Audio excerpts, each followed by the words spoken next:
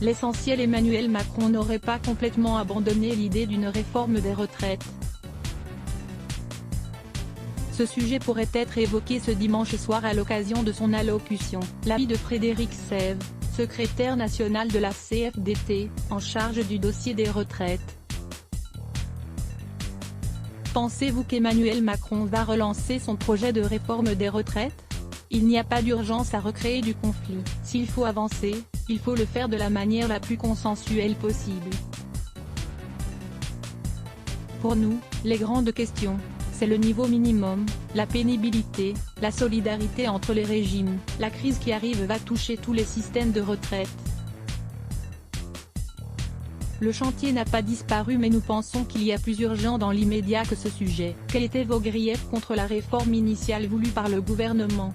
La première volonté était de mêler cette réforme autour de la retraite universelle avec des considérations d'équilibre financier. Nous pensons qu'une telle réforme doit d'abord être juste et consensuelle. Dans un deuxième temps, il y a la question du financement. De fait, avec cette réforme, on n'a traité ni l'un ni l'autre de ces points. Elle devait être l'occasion d'un vrai progrès social sur la question de la pénibilité ou encore sur la retraite progressive. Reste qu'il va falloir trouver un moyen d'équilibrer notre système, bien sûr, mais c'est beaucoup plus facile de poser cette question quand on s'est mis d'accord sur un système juste. Pour obtenir le consentement à l'impôt, il faut que chacun sente que ce système est juste. Je pense qu'on pouvait séquencer la réforme en construisant d'abord un système et en refondant un modèle de justice sociale puis dans un second temps, en posant la question du financement. Cela fait 30 ans qu'on fait des réformes mais en mêlant toujours les deux questions voire en mettant le financement d'abord. Quel est votre avis sur la question de l'âge de départ? Il ne faut pas raisonner en termes d'âge, tout simplement parce que les Français ne démarrent pas au même âge leur carrière.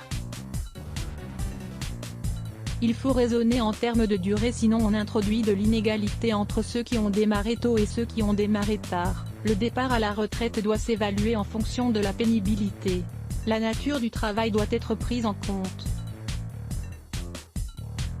Il faut aussi permettre aux gens de faire des choix personnels. Certains préféreront partir plus tôt avec moins ou plus tard avec plus, de manière progressive ou en faisant varier leur activité.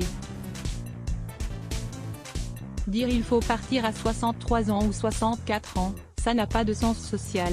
Il faut une palette de solutions. Êtes-vous favorable à un système universel?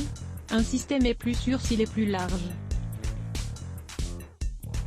Quand vous êtes dans un secteur qui perd des salariés, votre régime devient déficitaire. Il est plus facile de défendre un régime pour tous plutôt qu'une multitude de régimes. Le système universel est plus solide.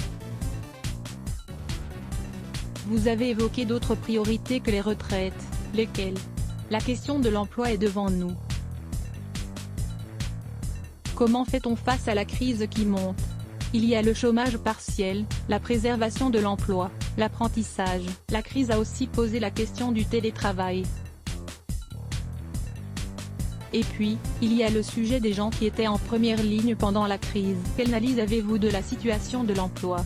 Elle est préoccupante avec un choc de crise à absorber. Des secteurs sont très exposés, l'automobile, l'aéronautique, l'hôtellerie-restauration. Il y a toute la sous-traitance et le tissu des TPE-PME. C'est là où il y a le plus de risques de perte d'emploi. Nous plaidons pour la mise en place de cellules de crise territoriales. Il faut empêcher une hausse massive du chômage et préparer la relance. Profitons-en aussi pour faire de la formation. Let's block ADS. Why?